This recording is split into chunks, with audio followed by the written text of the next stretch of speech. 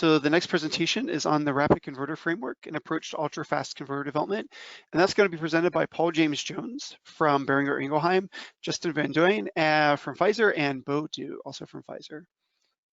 Great, thank you very much. Can everybody hear me clearly? Sounds great, and we can see your slides perfectly. Thanks, Okay, Paul. great. I'd like to start with a little short story to set the stage. President Roosevelt had a problem. In the early 1940s, Nazi U-boats were sinking Allied shipping at a blistering pace, threatening the lifeline that was vital to sustaining England and Russia, and therefore severely jeopardizing the ability of the other allies to keep up the fight with the Nazis. Shipbuilding and converter construction is a craft process, nearly everyone bespoke. On average, it took almost a year to build a simple cargo ship. At this rate, the Allied lifeline could last only months longer. The future looked bleak indeed. Roosevelt turned to our friend Henry Kaiser for help. In the 1930s, Kaiser had built the Grand Coulee Dam when almost everybody else said that it was impossible. When the engineers said that the mountainsides were too soft and too wet to support the concrete while it was hardening, Kaiser simply froze the mountain with massive refrigeration channels. The dam still exists today. Unfortunately, Kaiser knew absolutely nothing about shipbuilding. Roosevelt would wince whenever Kaiser talked about the front and the back of a ship. As a former Secretary of the Navy and avid yachtsman, this was especially painful for Roosevelt. But Kaiser was absolutely electrified by the idea of another impossible challenge. Roosevelt famously said, "I don't care what he calls them, just as long as he delivers."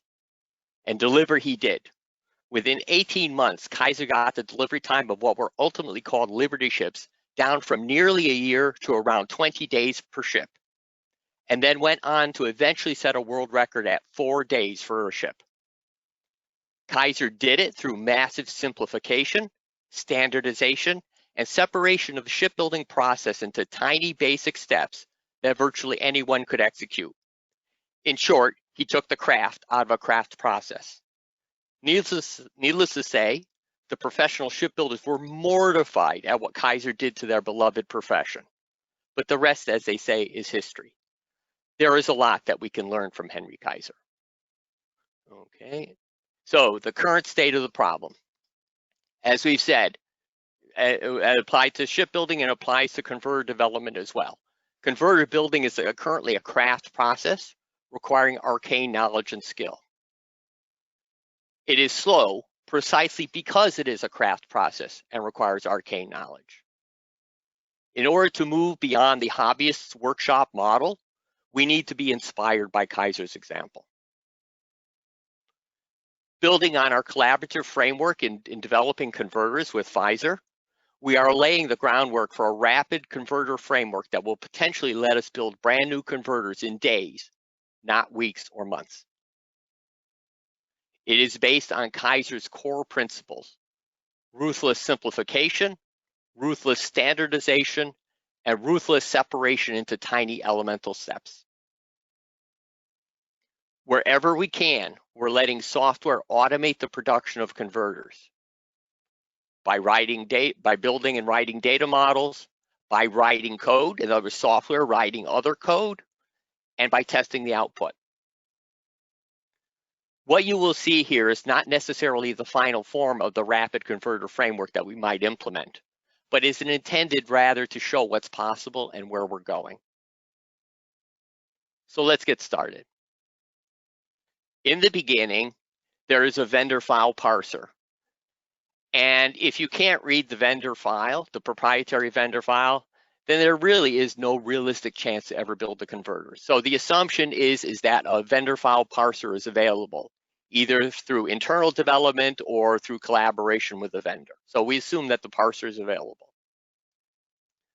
But once you have the vendor file parser, we can feed a piece of software that we call the data model creator to automatically build, by writing code, a minimalistic first version consensus data model for us. And it's a fully automatic process. No human intervention is required. And we've decided to standardize on CSV as a messaging format between the components of the converter framework. And this is not necessarily a final design decision. JSON is also possible. And so the next step in the process is that the data model is fed to another component we're calling the CSV creator.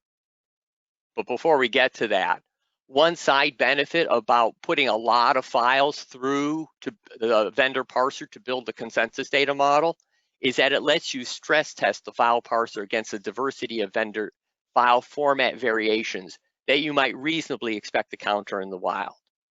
Because even for a particular vendor file, there are subtle variations that you can see depending on instrument options, for example, that are selected, file versions, instrument software versions, etc. So not all the vendor files typically are identically lockstep the same. You will see some variation.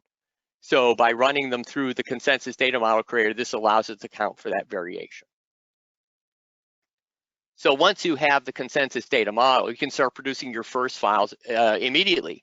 And for the purpose of this talk, we're going to talk about ADF. The consensus data model creator writes the code that the CSV creator needs to implement the data model right away, which is compile and go.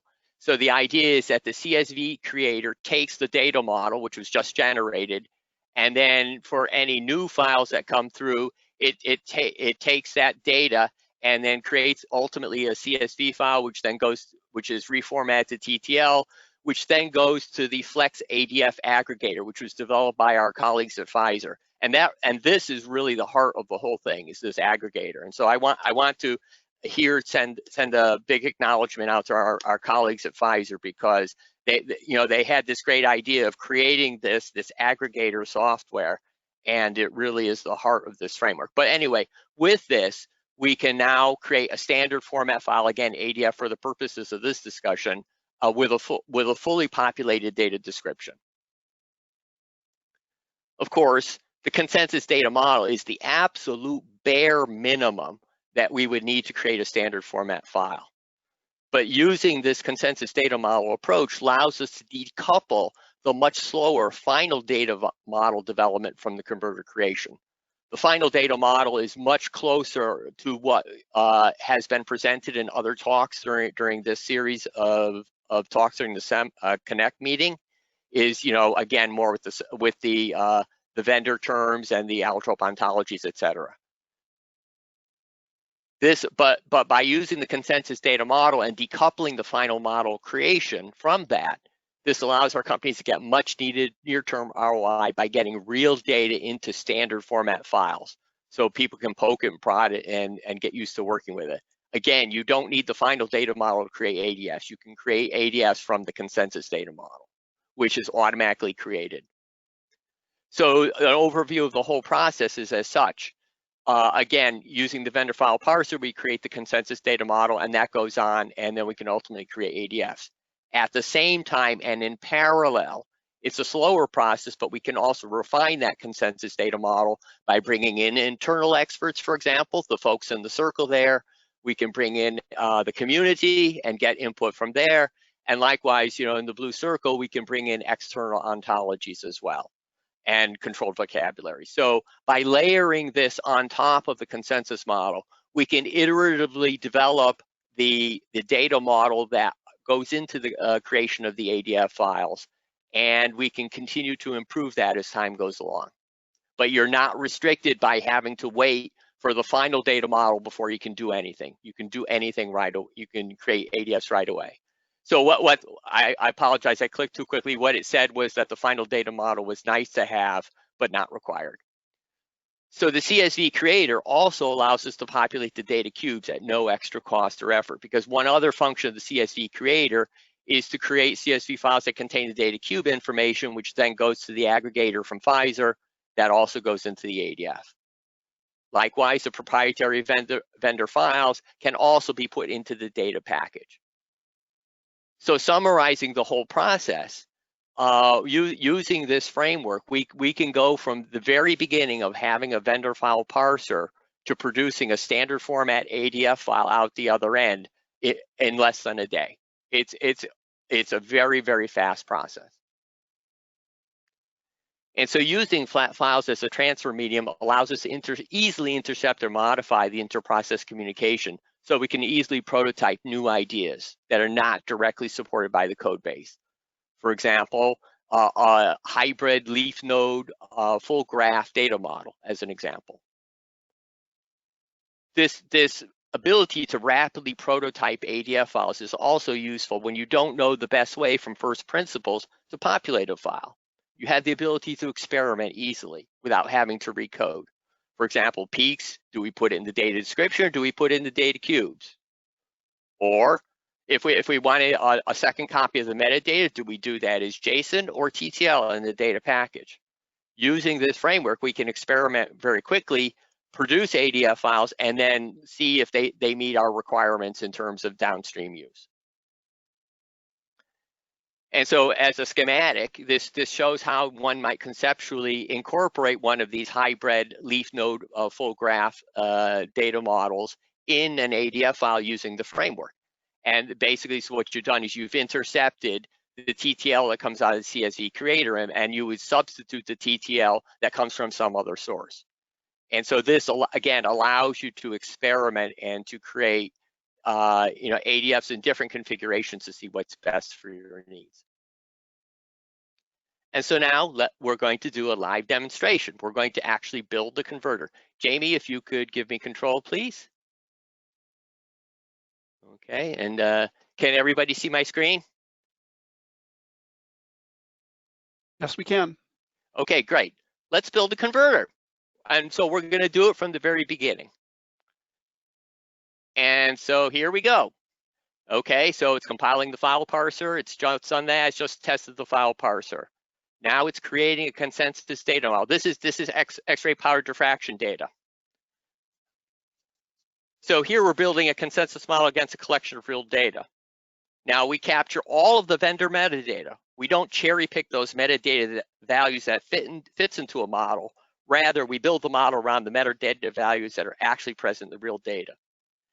In the interest of time, today we're only using a small collection of real data, around 2,000 files instead of the 200,000 or more that we would use to build models in the real world.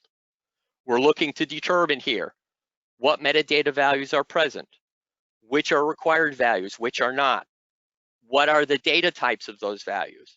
Because what you find is when you look at real data, you find that even for things that are nominally integers or floating point numbers, in the real world, occasionally you can find, for whatever reason, a string value or a Boolean or something else. Knowing clearly what you might find beforehand makes the converter more robust. And so we'll just let this continue. It's going to go on for another moment.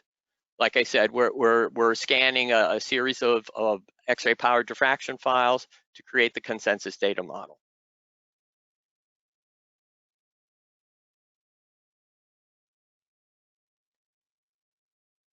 This is almost done here. And so you can sort of see real time how this works. So this is the sort of performance that you might expect to get. And this is not a very high-end PC that this is running on.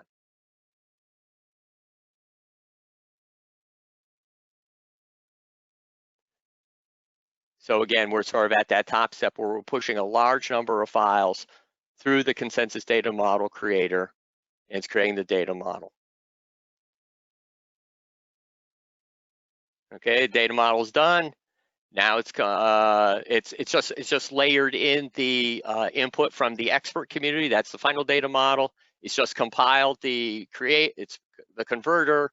It's now running the converter on a sample data set.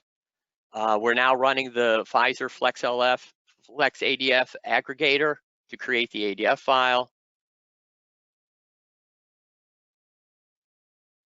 And this will take just about a moment. And now we're going to open it up with ADF Explorer.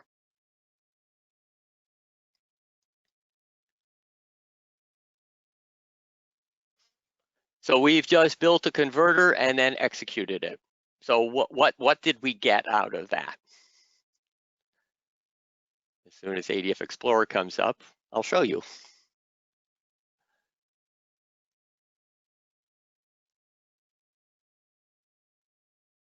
Okay, so let me start with the data package first. So in the data package, we have the raw data, actually the raw instrument file. We have a UXD, which is a semi-standard format for X-ray power diffraction data. And then we have a JSON file as well that we create. And I'll come back to that more in a little bit in terms of what that's all about. Likewise for the data cubes. Okay, blah, blah, blah. We have the diffraction pattern. Okay, and in the data description, we have all of the metadata that was in the original data set. So let me just pick a value. And blah, blah, blah. Okay, and immediately you see, so again, in creating the final data model, we've already put in a scope note. So this is from our internal experts in terms of what this value is. And then if we look up the instance value, you could see the actual instance value down here at the bottom, the units using the allotrope ontologies. And so what we've done here is we've recorded this metadata value. Okay, now that we've built this converter, well, what can we do with it? Well, we can convert data. So I'm going to pick this is a Brooker X-ray power diffraction data set. And again, I'm just creating the data set, the ADF file itself. I'm not rebuilding the converter because that's already done. And the other piece of it that I want to let you know is that this converter is self-contained. So the model is contained right within the converter software itself. So it's possible to distribute this and to put it wherever it needs to be able to convert data. And so we're just creating an ADF file.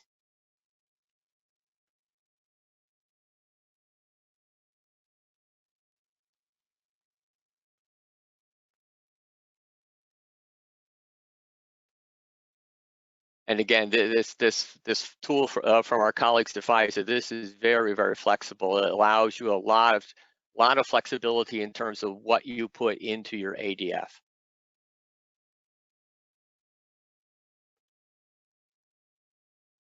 Okay, so this is a Brooker X-ray data set, X-ray power diffraction data set. And again, once it comes up. And the one thing I want to show you about this one, so in contrast to the other one, which was a single experiment, this is 7 experiments in the same data set. Oh, I didn't want to do that. Sorry. I just wanted to show you the graph. This is 7 data sets in the same ADF. And although they look the same, I assure you they are different. So if you look, they are different, etc. And so again, this uses the standard aggregation pattern to represent multiple data sets in the same ADF. Okay, well that was Brooker. Let's do a different example. So this is Rigaku data using the exact same converter. So now we're using the same converter for X-ray power diffraction data from a different vendor's instrument. And so I think you can predict pretty much what you're going to see right now.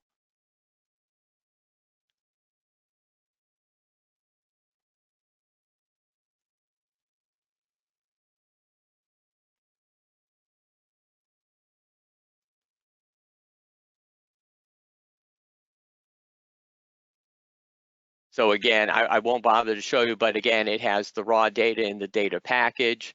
It has a JSON file, and it has the UXD file. And likewise for the data cubes, again, it has the raw data. As soon as it comes up here.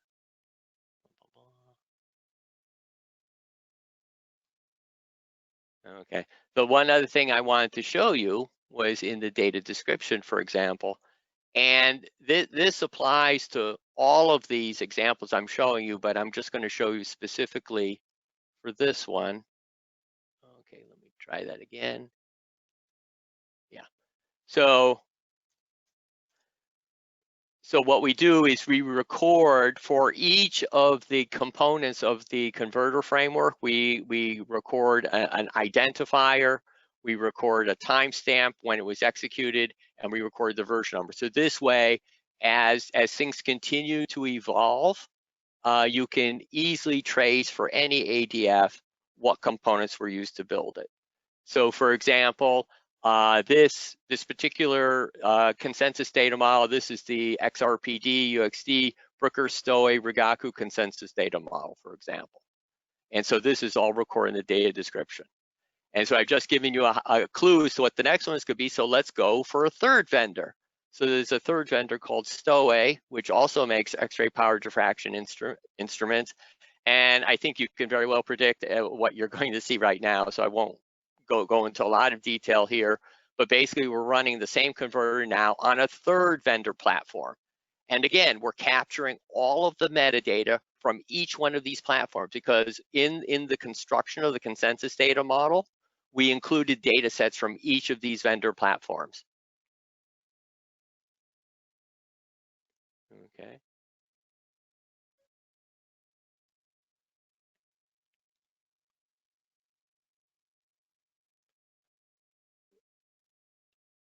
Okay, so I'm not going to bother to show you the data cube because you're used to seeing that right now. But one thing I will show in the data description is not only do we capture BI specific metadata, but we capture allotrope specific metadata. So for example, what is the version of the allotrope ontology that's used in defining the units, for example. And so we can see that, and that's captured here. So it's 2020-06, which is the mid-year. Likewise,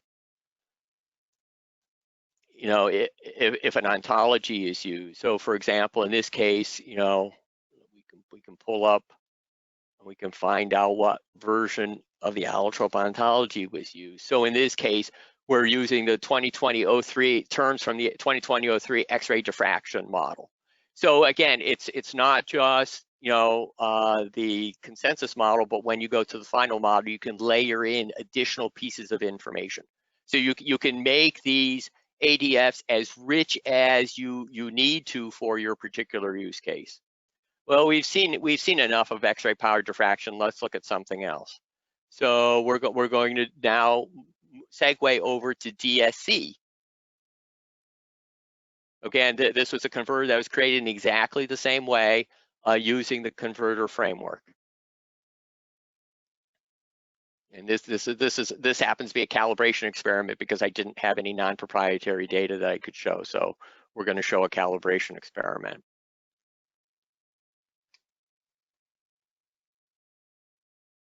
And again, it's creating the ADF file directly from the vendor file. In this particular case, there is no allotrope component. We haven't gotten around to doing that yet. We're still collecting the input as well from our internal user community. So this is just the consensus data model. This is sort of the minimalistic consensus data model. But even with that, you can still get useful information out of it. So again, all three compartments are populated. And what I wanted to show here was, so for example, heat flow versus temperature is a common thing that people like to look at. Okay, and you say, well, what are the units of these axes? Well, that's all captured in the data description here.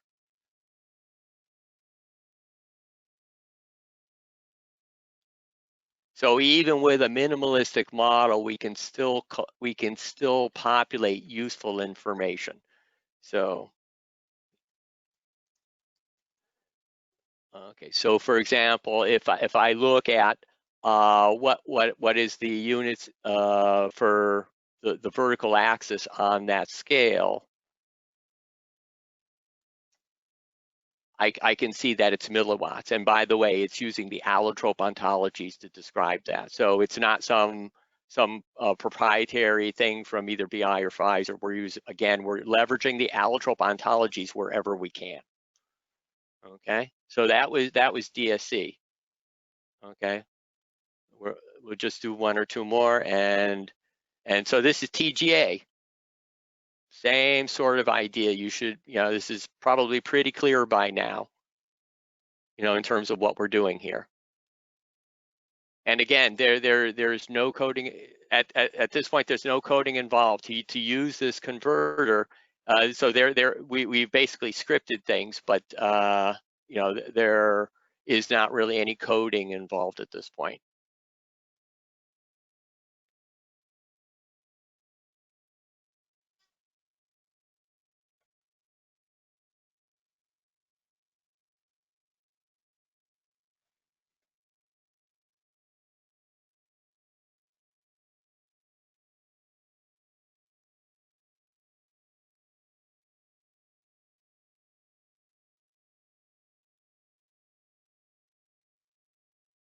And again, I'll just show a data cube, but you get the idea. I mean, you've seen enough examples.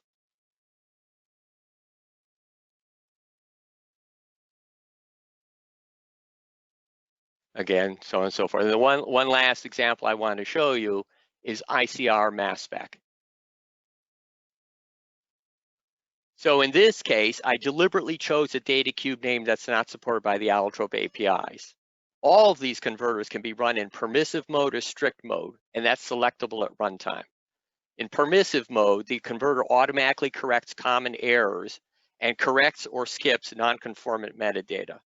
In strict mode, the converter stops on all errors and a log is written.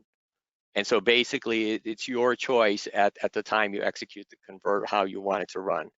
The permissive mode is particularly useful during sort of a development phase, where you might expect to encounter metadata either that you haven't encountered before, or else you want to experiment with some things, you know, that may not be strictly allowed by sort of the rules. So the permissive mode can be useful in that case.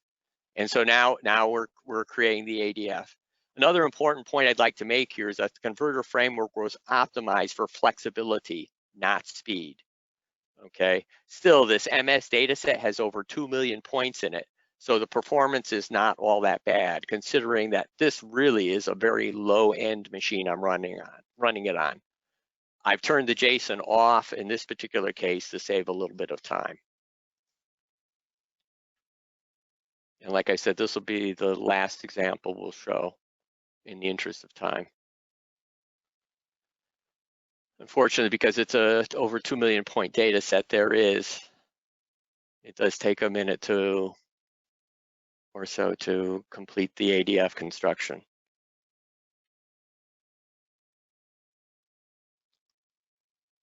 Paul, could you take a couple questions in the meantime then? Sure, I'd be happy to. I think one of them that I've seen is how do you come up with the consensus? Is it just from your SMEs or from your internal group? How does that work? So the consensus data model is constructed via a series of rules that we've put into the software. And so it makes them, so it's a very simplistic leaf node model or tabular model. And so what it does is it infers what the data type is, the software infers if it's a required parameter or not. And then based upon the labels that come from the file parser, that's how the pref label is chosen. So there's no scope note, for example. They're more, you know, even in the cases where they're floating point numbers, there are no units assigned. That all comes in via SME input. And so the consensus data model really is the barest bones that you can use to construct the leaf node. And then the idea is that you're going to use the SME input either from internal folks or external folks, and then ultimately the allotrope ontologies to layer on that and enrich that consensus data model. And so this is the FTMS data. And I'll just show the example here. And Explorer takes a moment because it is a fairly large data set.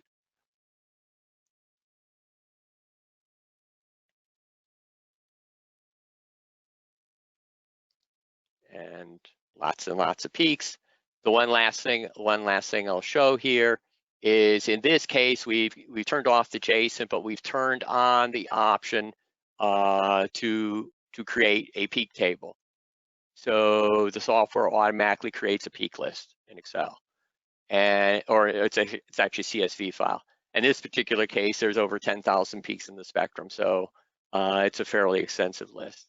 And with that, I'd like to return to, I have a couple closing slides I'd like to return to, please.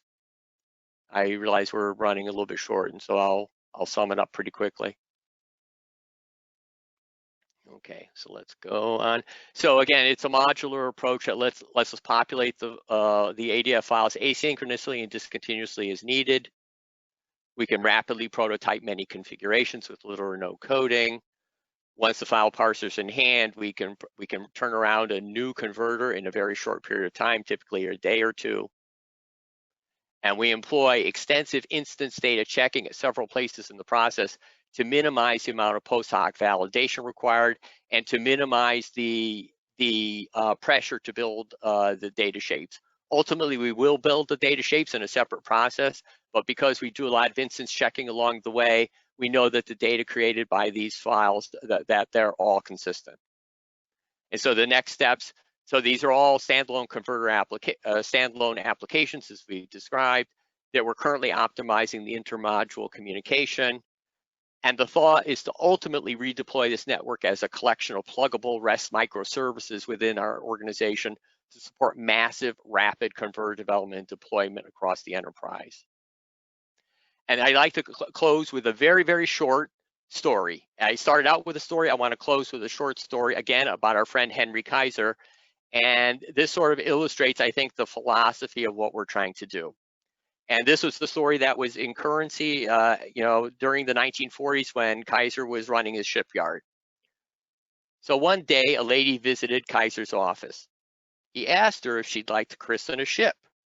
Upon receiving an answer in the affirmative, Kaiser went to a locker, took out a bottle of champagne, and motioned for her to follow him. Kaiser then led his guests through the noise and confusion of the shipyard, eventually arriving at a quay.